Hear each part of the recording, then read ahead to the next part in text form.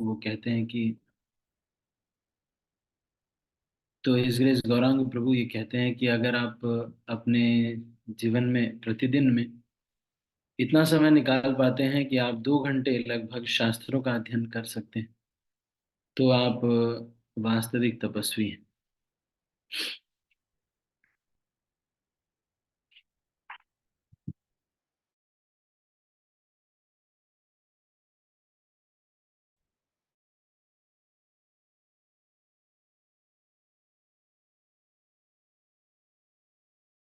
योगी।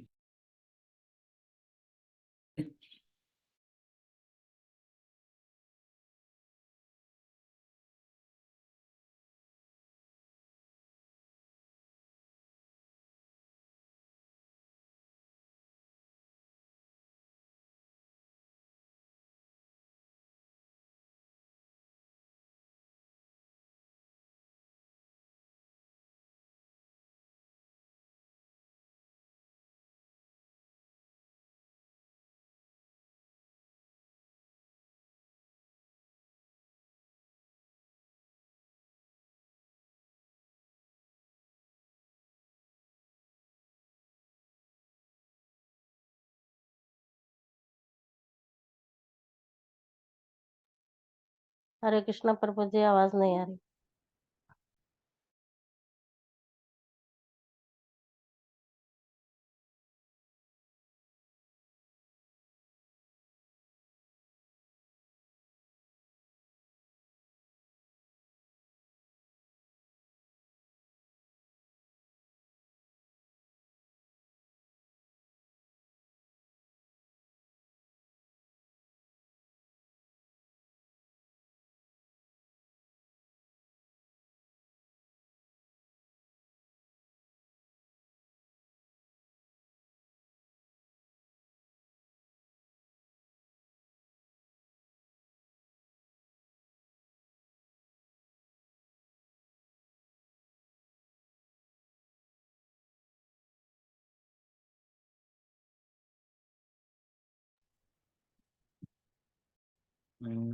ज्योति माता जी, कविता माता जी, आप लोग को आ रही है? नेहा माता जी, आपको आ रही है बेटा? हाँ, अरे प्रभु जी, हरे हाँ, अभी कृष्णा। आ आपकी आ रही है। जी प्रभु जी आ रहे हैं।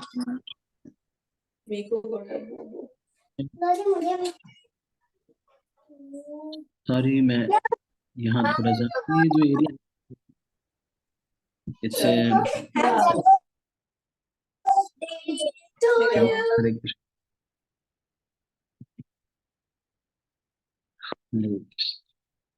ठीक है, तो हम इस कथा को शुरू करते हैं।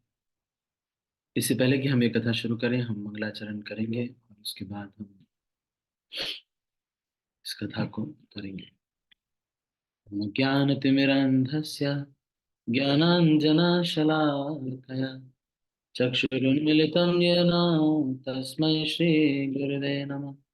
श्रीचैतन्यमनोभीष्टं स्थापितं येन भूतले स्वयं रूपः कदा मह्यं ददाति स्वपदान्तिकं। वन्देऽहं श्रीगुरो श्रीयुतापदकमलं श्रीगुरुन् वैष्णवांश्च श्रीरूपं साग्रजातं सहगण रघुनाथान्वितं तं सजीव साद्वैतं सावधूतं परिजनसहितं कृष्ण चैतन्यदेव श्रीराधा कृष्ण पदान् सहगण ललिता श्रीविशाखान्विताश्च हे कृष्ण करुणा सिंधु दीनबंधु जगत्पते गोपेश गोपिका कांत राधा कांत नमोस्तुते। तप्त कांचन गौरांगी राधे वृंदावनेश्वरी वृषभानुसुते देवी प्रणमामि हरिप्रिये। वाञ्छाकल्पतरुभ्यश्च कृपा सिन्धुभ्य एव च पतितानां पावनेभ्यो वैष्णवेभ्यो नमो नमः। जय श्री कृष्ण चैतन्य प्रभु नित्यानंद श्री अद्वैत गदाधर शिवासादि गौर भक्तवृंद। हरे कृष्णा कृष्णा कृष्णा हरे हरे हरे राम राम राम हरे हरे।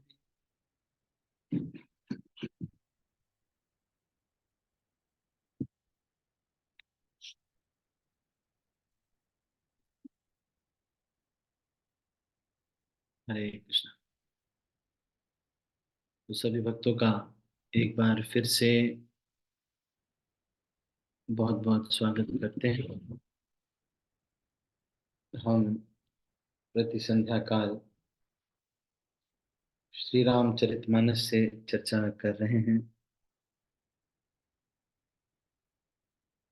हम ये प्रार्थना करते हैं कि भगवान हमारे ऊपर कृपा करें कि हम इसको अच्छे से समझ पाएं, इसको अपने हृदय में उतार पाएं और इन सिद्धांतों को अपने जीवन में हर क्षण स्मरण करें। तो कहानी यहाँ तक पहुंच गई थी कि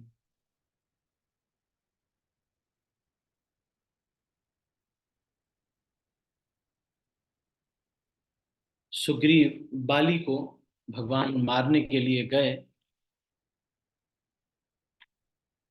लेकिन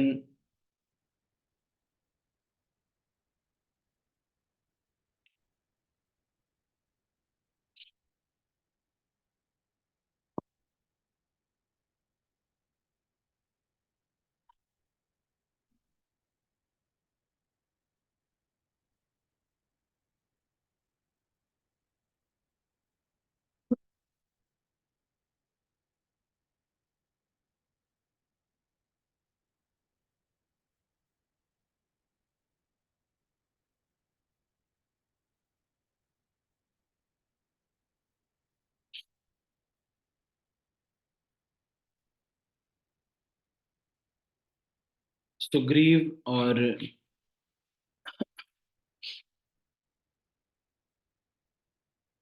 बाली के बीच में युद्ध हुआ और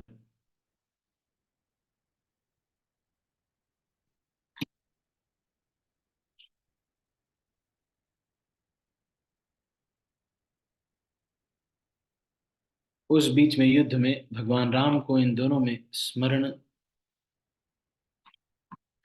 नहीं आ रहा था।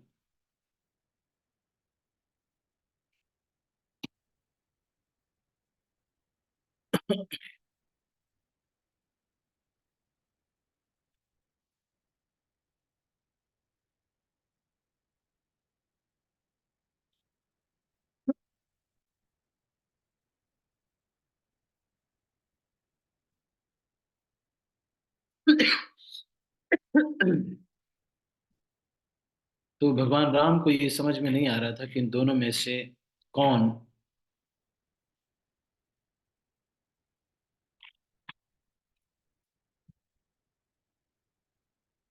अच्छा, तो ये कथा हो गई थी।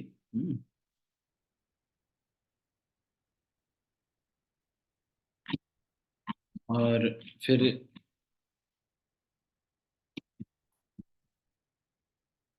हम्म,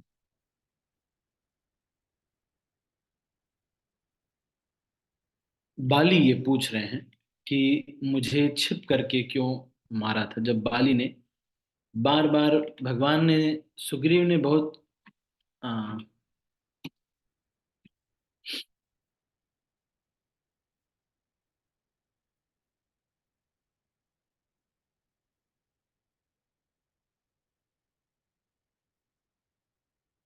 बाली ने उस समय ये कहा कि तुम किसके आ, बल से ये कर रहे हो। तो उन्होंने कहा कि ये भगवान राम और इनके बल से। फिर इन्होंने बताया कि अगर भगवान राम है, वो मुझे मारेंगे तब तो मुझे परम पद प्राप्त होगा। ऐसा कहकर वह महान अभिमानी बाली सुग्रीव को तिनके के समान जानकर चला। दोनों भिड़ गए। बाली ने सुग्रीव को बहुत धमकाया, घूंसा मारकर बड़े जोर से गरजा। सुग्रीव व्याकुल होकर भागे। सुग्रीव ने आकर कहा, हे कृपालु रघुवीर, मैंने आपसे पहले ही कहा था कि बाली मेरा भाई नहीं है, काल है। भगवान राम ने कहा कि तुम दोनों एक जैसे दिखते हो, इसी भ्रम से मैं उसे मार नहीं पाया। फिर भगवान राम ने सुग्रीव को स्पर्श किया और उससे उनका शरीर वज्र के समान हो गया और उनकी सारी पीड़ा चली गई। फिर भगवान राम ने सुग्रीव के गले में फूलों की माला डाल दी। फिर बहुत बल देकर उन्होंने कहा कि आप जाइए और उससे युद्ध कीजिए, मैं इस बार वृक्ष की आड़ में खड़ा रहूंगा।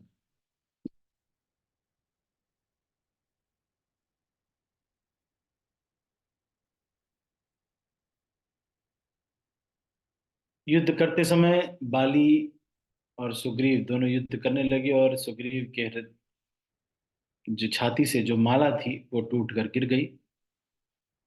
लेकिन भगवान राम फिर भी पहचान गए थे कि बाली कौन है, और फिर उन्होंने बाण मार दिया और बाली को लग गया। प्रभु श्री रामचंद्र जी को आगे देखकर वह फिर उठ बैठा। भगवान का श्याम शरीर, सिर पर जटाएं, लाल नेत्र, बाण लिए धनुष चढ़ाए हैं। बाली ने बार बार भगवान की ओर देखकर उनके चरणों में मन लगा दिया।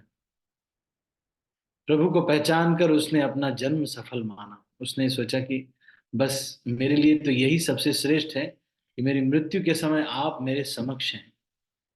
तो इस तरह से जब बाली कह रहा है तो इससे जान पड़ता है कि वास्तव में बाली भी भक्त है भगवान का।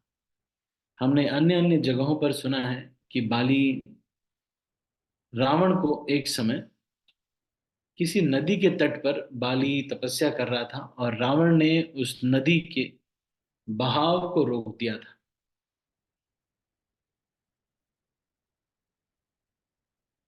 तो रावण ने उस नदी के बहाव को रोक दिया था। तो बाली ने क्या किया था, रावण को अपनी कांख में दबा के अपनी गायत्री इत्यादि करके उसके बाद फिर रावण को छोड़ा था। तो बाद में फिर रावण ने बाली से दोस्ती कर ली थी।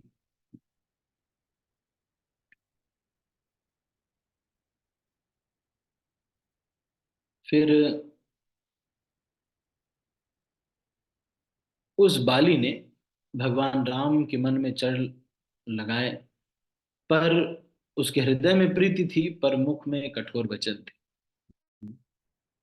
तो ये जो कठोर वचन है, बड़े सावधानी से बोलने चाहिए।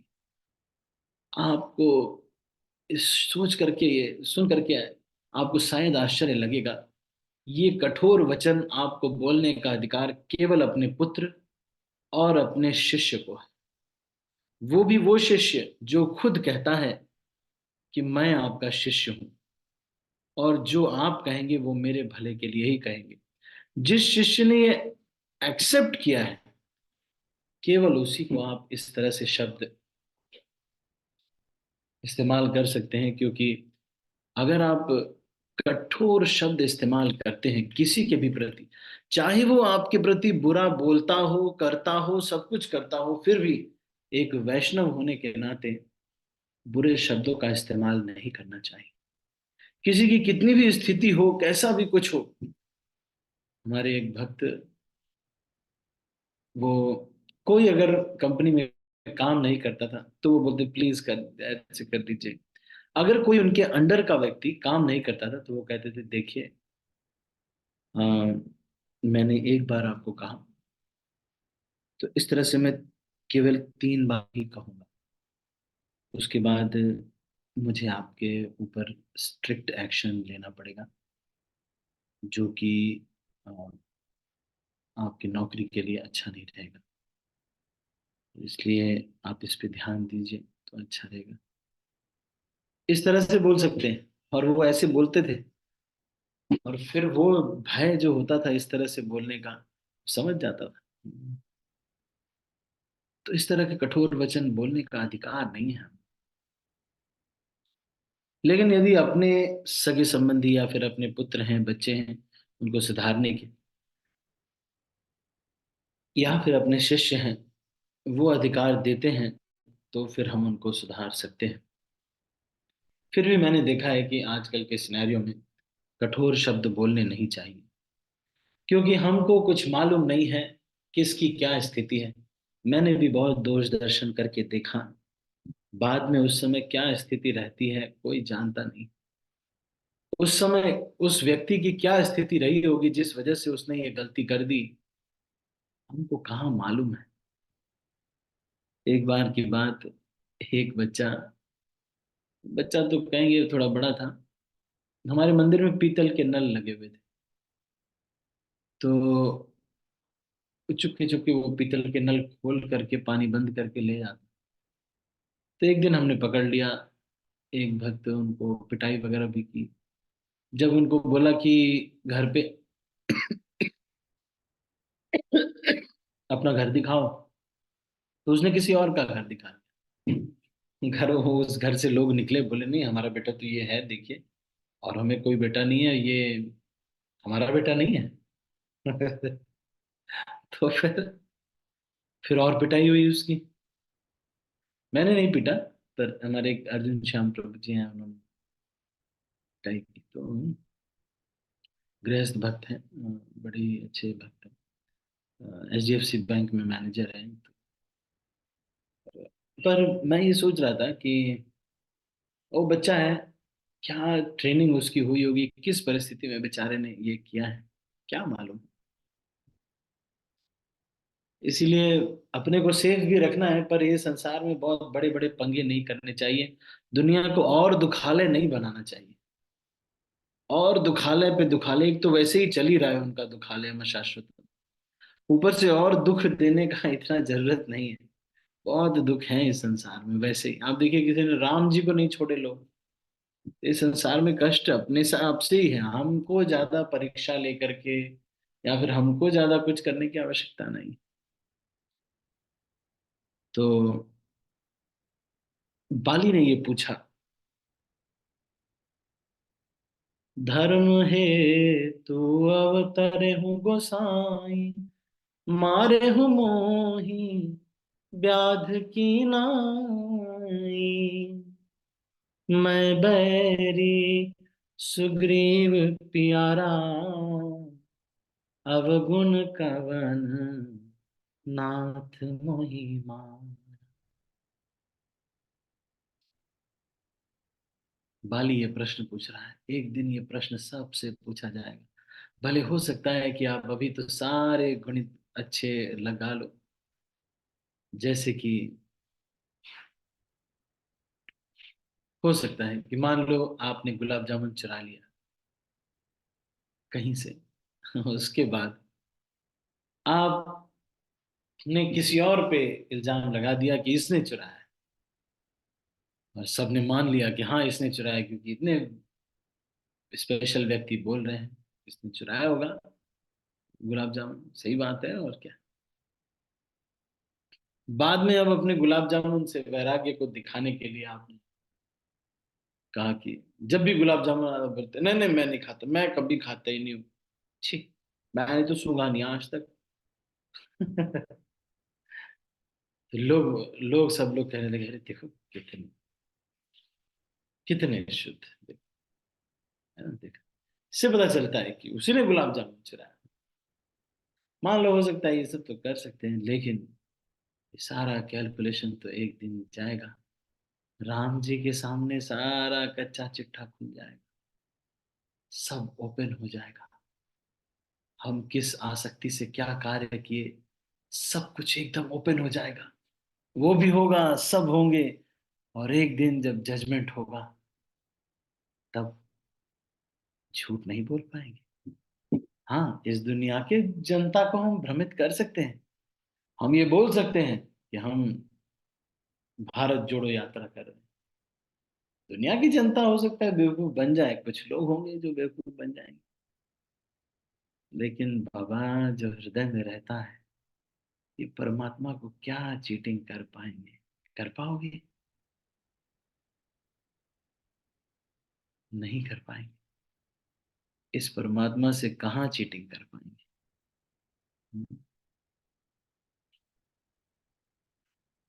बाली पूछ रहा है, बाली क्योंकि भगवान का भक्त है, बाली पूछ रहा है, धर्म है तू अवतर हूँ गोसाई, मारे हो मोहि व्याध की नाई। 3 प्रश्न बाली पूछ रहा है। बाली ये कह रहा है कि हे भगवान, आपने तो धर्म के लिए अवतार लिया, मुझे मारा। अब देख रहे हैं बाली इस तरह के शब्द यूज कर रहा है, तुलसीदास जी के ऐसे शब्द, इसका मतलब ये है कि बाली को सब कुछ पता है कि भगवान का अवतार हुआ है, ये स्वयं भगवान नारायण है, यही स्वयं नरसिंह देव है, यही वामन देव है, यही भगवान कृष्ण है, ये परम भगवान है जो कि मेरे सामने खड़े हैं। धर्म का युग युग में जब लोप हो जाता है तो उसका उत्थान करने के लिए आते हैं। तो बाली पूछ रहा है कि मारे हो मोहि व्याध के नाई।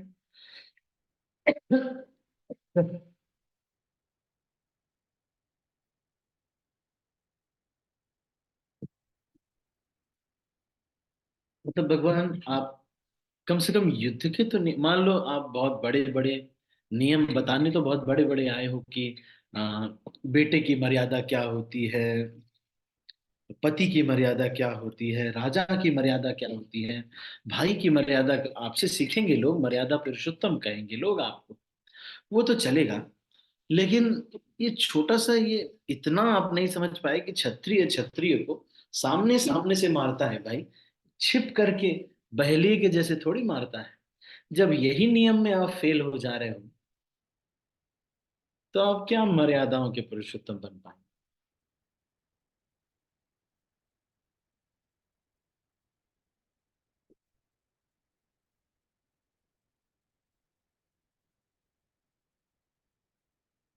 धर्म है तो अवतरे हो गोसाई, मारे हो मोहि व्याध की नाई। मैं बैरी सुग्रीव प्यारा, अवगुण कवन नाथ मुहि मारा। कह रहे हैं कि चलो ठीक है, अच्छा वो भी ठीक है। दूसरा क्वेश्चन ये है कि आप तो इम्पार्शियल है ना, आप तो कभी किसी का साइड तो लेते नहीं। मैं बैरी हो गया, सुग्रीव प्यारा हो गया, भैया किस बात के लिए। दूसरा वो सोच रहा है कि अरे मेरा क्या अवगुण है भाई, मेरा कोई, मैंने कोई गड़बड़ नहीं किया। अवगुण कवन नाथ मोहि मारा। भगवान राम कह रहे हैं, राम उत्तर दे रहे हैं,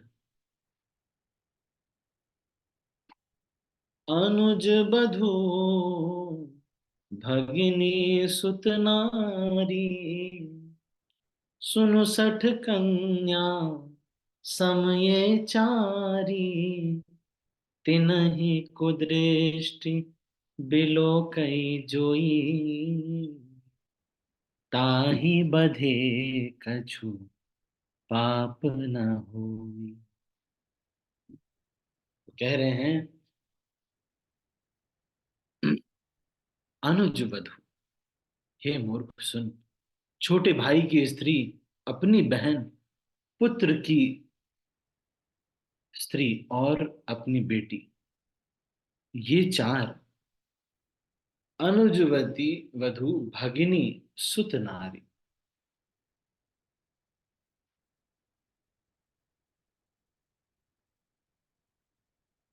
कन्या सम यह चारी। तो ये चार लोग एक समान हैं। कौन कौन?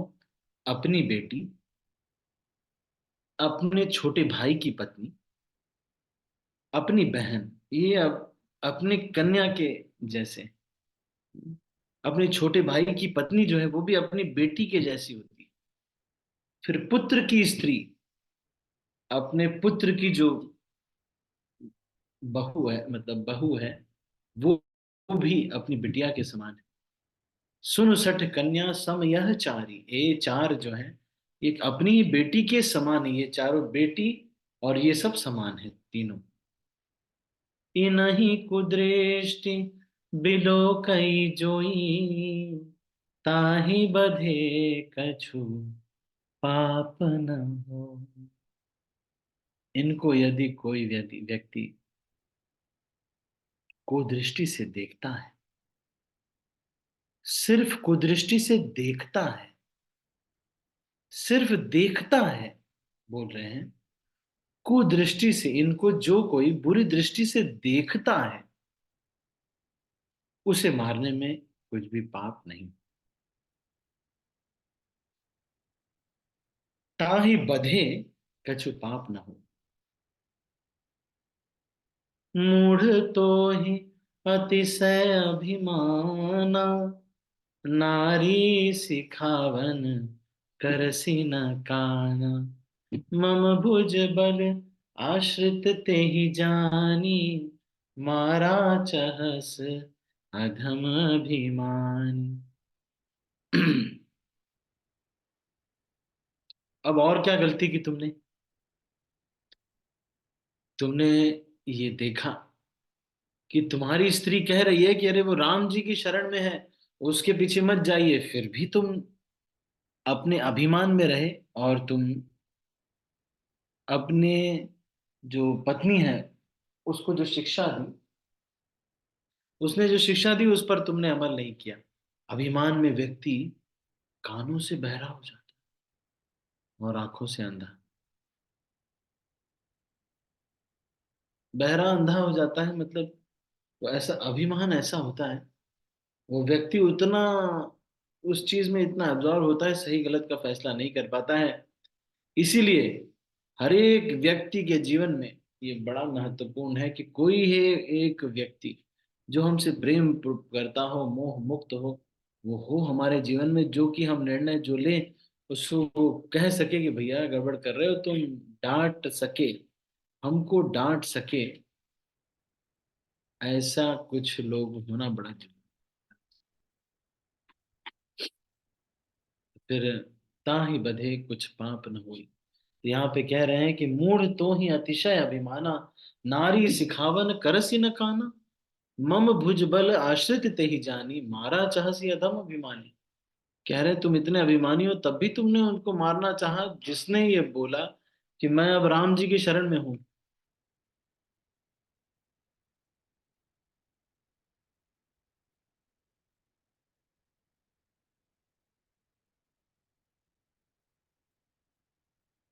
फिर उन्होंने कहा कि अरे मैं, हे भगवान, तो समझ में आ गया मुझे, मैं चालाक नहीं बन पा रहा हूँ, आपके सामने मैं चालाक नहीं बन पा, नहीं बन पाऊंगा।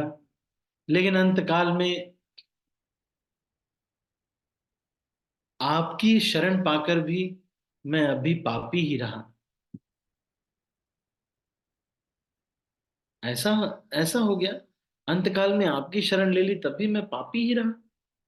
तो फिर भगवान राम ने कहा कि अरे नहीं, ऐसा नहीं है। भगवान राम ने उसका सिर हाथ से स्पर्श किया, फिर कहा कि मैं तुम्हारे शरीर को अचल कर दूं।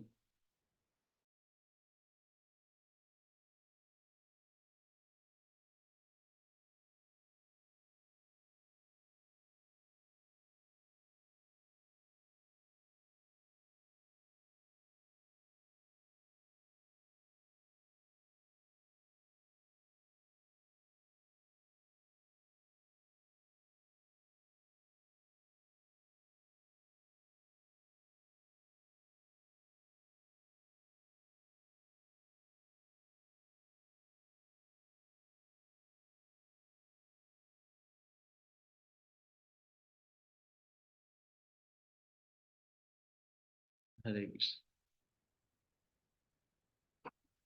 क्षमा कीजिए। तो ये जो लॉजिक था, इस लॉजिक को बाली काट नहीं पाया कि भाई आपका दर्शन करके भी मैं पापी रह गया, मैंने जो भी पाप किया हो मान लो, लेकिन आपका दर्शन करने के बाद भी मैं पापी रह गया क्या? इस लॉजिक को फिर वो काट नहीं पाए भगवान राम, और भगवान राम ने कहा कि नहीं नहीं, ऐसा कुछ भी नहीं है। लेकिन अगर आओ कहो तो मैं अभी तुमको जीवित कर देता हूँ, इसलिए तुम अभी प्राण रखो और ठीक है तुम जीवित हो जाओ। लेकिन बाली ने कहा कि इस सारे जीवन का लक्ष्य है भगवान आपको ही प्राप्त करना।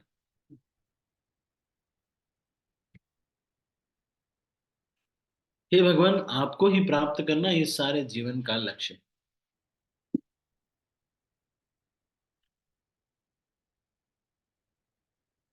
सारे मुनिगण इतनी सारी अ, चीजें करने के बाद किसी तरह से किसी को भगवान की शरण प्राप्त होती है। जन्म जन्म मुनि जतन कराही, अंत राम कहीं आवत नाही। हे कृपा निधान सुनिए, मुनिगण जन्म जन्म से साधना करते रहते हैं, फिर भी अंत काल में उन्हें राम नहीं कह पाते, मुख में राम नहीं आ पाता। फिर जासु नाम बल शंकर काशी, देत सब ही सम गति अविनाशी। तो बाली ये कह रहा है कि जिसके नाम के बल से शंकर जी किसी को मुक्ति प्रदान करते हैं, कैसे? जासु नाम बल शंकर काशी, मतलब बड़े बड़े लोग बाद अंत काल में राम नाम ले करके शरीर नहीं छोड़ पाते। जिनके नाम के बल से शंकर जी काशी में सबको समान रूप से मुक्ति देते हैं। शंकर जी क्या करते हैं, जो भी काशी में मृत्यु होती है उसके कान में शंकर जी हरे कृष्ण महामंत्र बोलते हैं।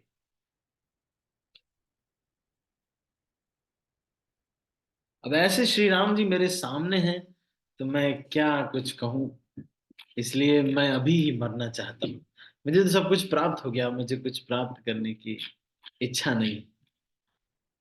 सो नयन गोचर जासु गुण नित, नेति कही श्रुति गावही। श्रुतियां सारी गा रही हैं जिनके बारे में वेद उपनिषद गा रहे हैं। जिति पवन मन गो निरस, करि मुनि ध्यान कबहु पावही। मोहि जानियति अभिमान बस, प्रभु कहे राखु शरीरहि। अस कवन सठ हठि काटि सुर तरु, बारी करिहि बबूरहि। अब नाथ करि करुणा बिलो कहूँ, देहु जो बर मांगहूँ।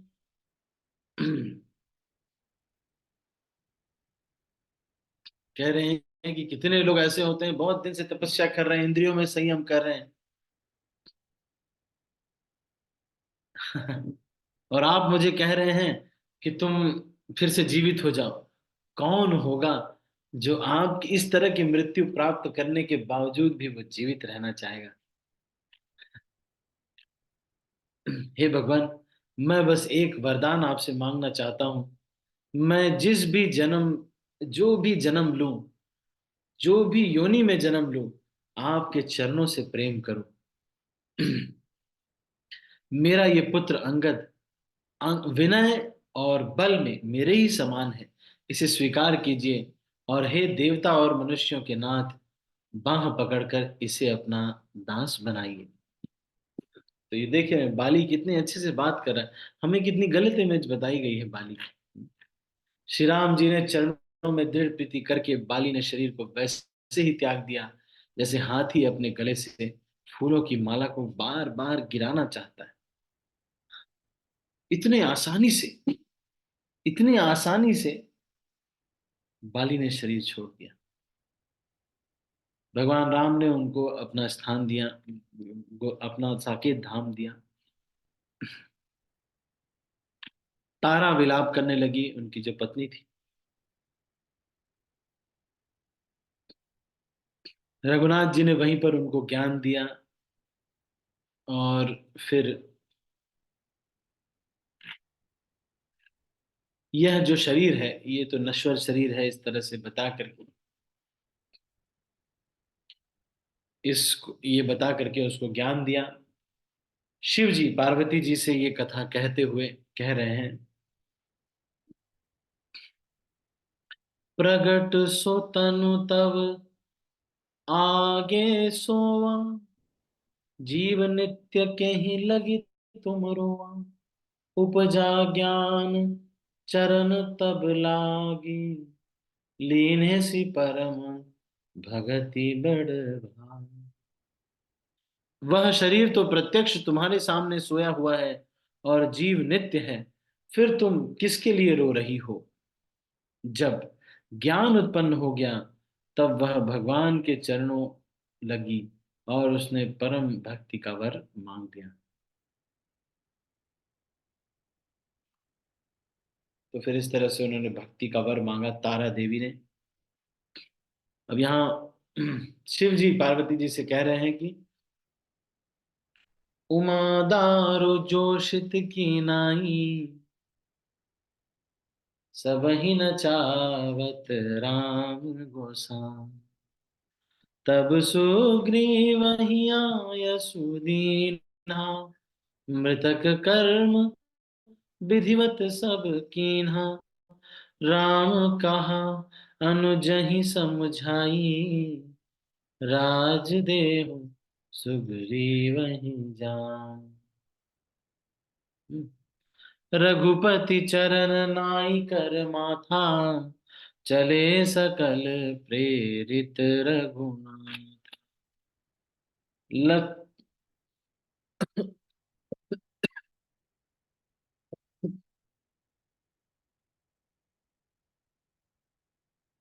फिर विधि पूर्वक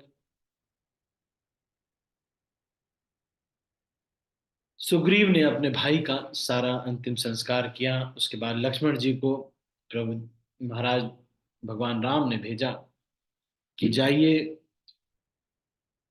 और सुग्रीव का राज्य अभिषेक कीजिए और अंगद को युवराज बना दीजिए किष्किंधा राज्य का।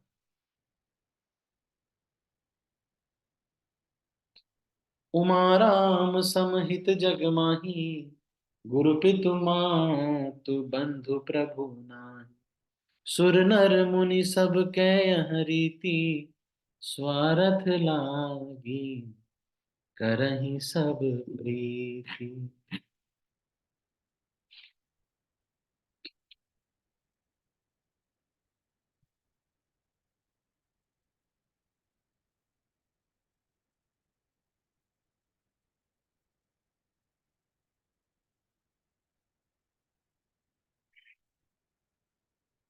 तो इस तरह से जो है भगवान राम की जो सुग्रीव दिन रात बाली के भय से व्याकुल रहता था, इसके शरीर में बहुत से घाव हो गए थे और जिसकी छाती चिंता के मारे जला करती थी, उसी सुग्रीव ने उनको उन्होंने वानरों का राजा बना दिया।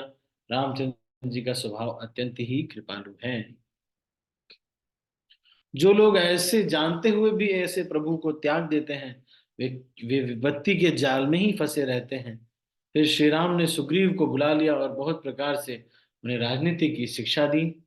फिर प्रभु ने कहा कि हे वानरपति सुग्रीव सुनो, 14 वर्ष तक गांव में नहीं जाऊंगा। ग्रीष्म ऋतु बिताकर वर्षा ऋतु आ गई, अतः मैं यहाँ पास ही पर्वत पर टिका रहूंगा।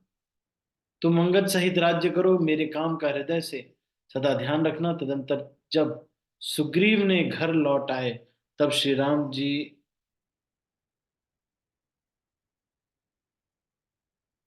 प्रवर्षण पर्वत पर जा टिके। तो भगवान राम जी जो है बाद में प्रवर्षण पर्वत पर जा के रुक गए।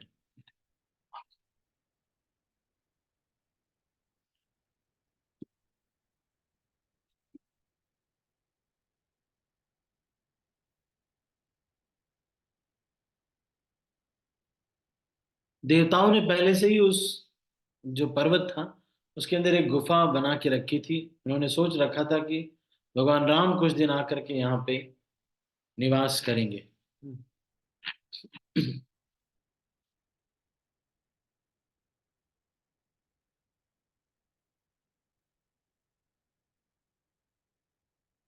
फिर क्या कह रहे हैं, लक्ष्मण देखु मोर गन, नाचत बारिद पेखी। गृह बिरति रत हर्ष जस, विष्णु भगत कहूँ देख।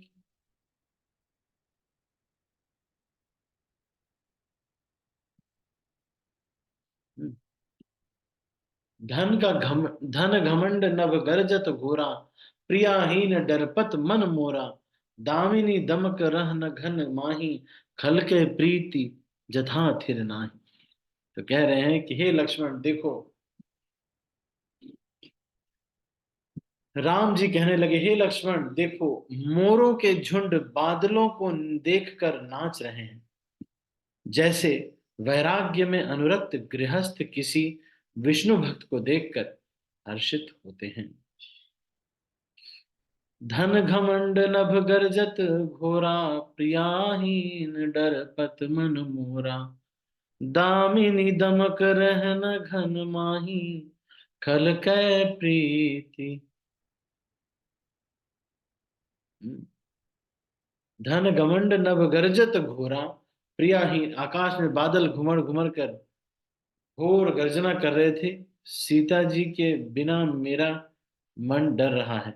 बिजली की चमक बादलों में ठहरती नहीं, जैसे दुष्ट की प्रीति स्थिर नहीं रहती। बादल पृथ्वी के समीप आकर बरस रहे थे, जैसे विद्या पाकर विद्वान नम्र हो जाते हैं। बूंदों की चोट पर्वत कैसे सहते हैं, जैसे दुष्टों के वचन संत सहते हैं।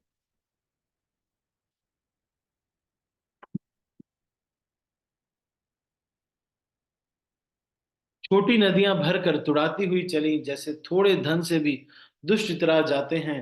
पृथ्वी पर पड़ते ही पानी गंदला हो जाता है, जैसे शुद्ध जीव के माया लिपटी गई हो। जल एकत्र होकर तालाबों में भर रहा है, जैसे सद्गुण सज्जन के पास चले आते हैं। नदी का जल में जाकर वैसे ही स्थिर हो जाता है, जैसे जीव श्री हरि को पाकर अचल हो जाता है।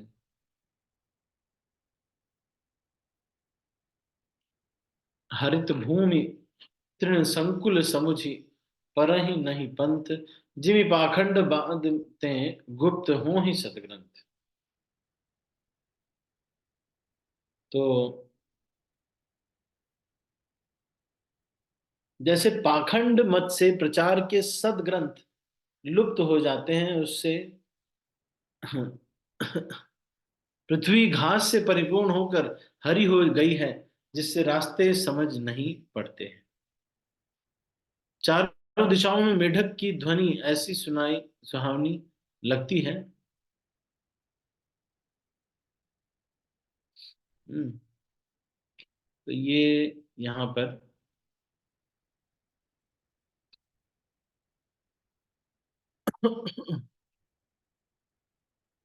सारे ग्रंथ लुप्त हो जाते हैं। कोई पाखंड अगर बढ़ जाता है तो फिर वही उसी पे विश्वास करने लगते हैं लोग, और क्या। चारों दिशाओं में मेढकों की ध्वनि ऐसी सुहावनी लगती है, मानो विद्यार्थियों के समुदाय वेद पढ़ रहे हैं।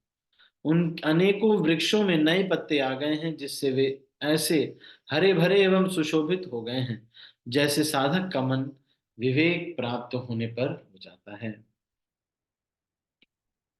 मदार जवासा बिना पत्ते के हो गए, जैसे श्रेष्ठ राज्य में दुष्टों का उद्यम जाता रहा, उनकी एक भी नहीं चलती। धूल की खोजने पर भी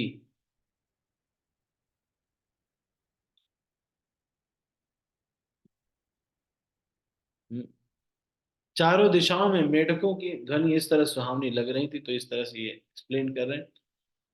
मदार और जीवासा बिना पत्ते के हो गए, जैसे श्रेष्ठ राज्य में दुष्टों का उद्यम जाता रहा, धूल कहीं खोजने पर भी नहीं मिलती, जैसे क्रोध धर्म को दूर कर देता है।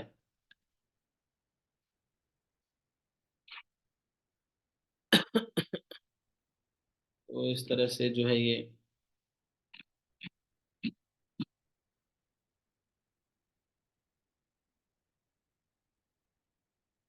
फिर वर्षा ऋतु जब बीत गई और परम सुंदर शरद ऋतु आ गई, फूले हुए कांच से सारी पृथ्वी छा गई, मानो वृष वर्षा ऋतु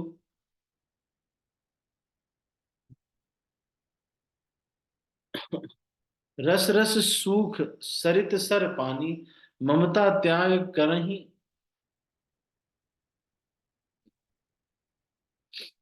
अगस्त्य के तारे ने उदय होकर मार्ग के जल को सोख लिया, जैसे संतोष लाभ को सोख लेता है। नदियों और तालाबों का निर्मल जल ऐसी शोभा पा रहा है, जैसे मद और मोह से रहित संतों का हृदय। नदी और तालाबों का जल धीरे धीरे सूख रहा है, जैसे ज्ञानी पुरुष ममता का त्याग करते हैं। शरद ऋतु जानकर खंजन पक्षी आ गए, जैसे समय पाकर सुंदर सुकृति आ जाते हैं।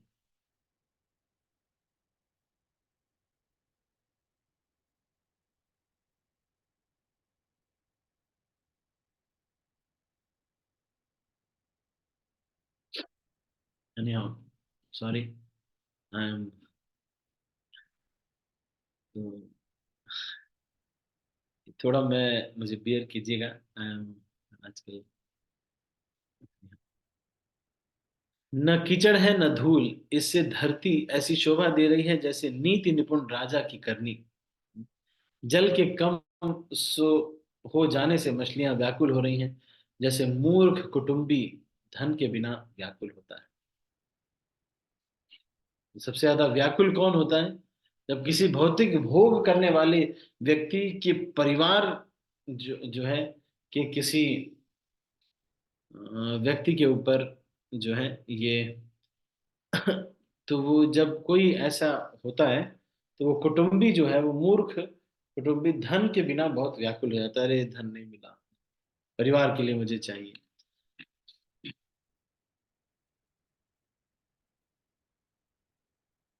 तो सारे लोग वहां से,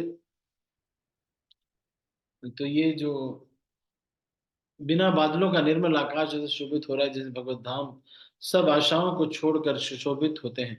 कहीं कहीं शरद ऋतु की थोड़ी थोड़ी वर्षा हो रही है, जैसे कोई विरले ही मेरी भक्ति पाते हैं। जो मछलियां अथाह जल में हैं वे सुखी हैं, जैसे श्री हरि के शरण में चले जाने पर एक भी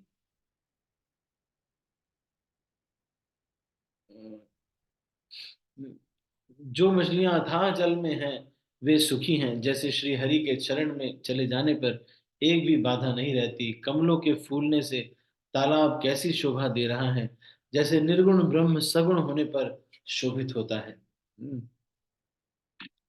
भौरे अनुपम शब्द करते हुए गूंज रहे हैं तथा पक्षियों के नाना प्रकार के सुंदर शब्द हो रहे हैं। तो आज हमने ये कुछ पेजेस ही चर्चा किए, तो अभी 9:31 हो गए हैं। इसके बाद हम इसको कल फिर से जारी रखेंगे। आप सभी भक्तों का बहुत बहुत धन्यवाद। प्रति संध्या काल में इसको आकर के हम डिस्कस कर रहे हैं। यदि किसी के मन में कोई प्रश्न हो तो मैं सबके हाथ नीचे कर रहा हूँ, आपके मन में कोई प्रश्न हो तो आप पूछ सकते हैं। एनी क्वेश्चंस और कमेंट्स?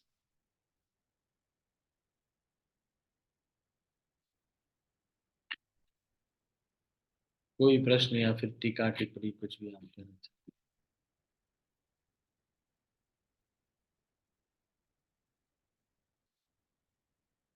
ठीक है, तो अभी हम इसको यहीं पर समाप्त करते हैं। आप सभी भक्तों का बहुत बहुत धन्यवाद। हरे कृष्णा। मैं सब भक्तों को अनम्यूट कर रहा हूँ और फिर इस मीटिंग को क्लोज कर रहा हूँ। प्रभुपाद की जय, गौर भक्त वृंद की जय, गौर प्रेम। हरे कृष्णा प्रभु जी हरे कृष्णा प्रभु जी हरे दंडवत कृष्णा प्रभु जी हरे दंडवत कृष्णा प्रभु जी प्रणाम। दंडवत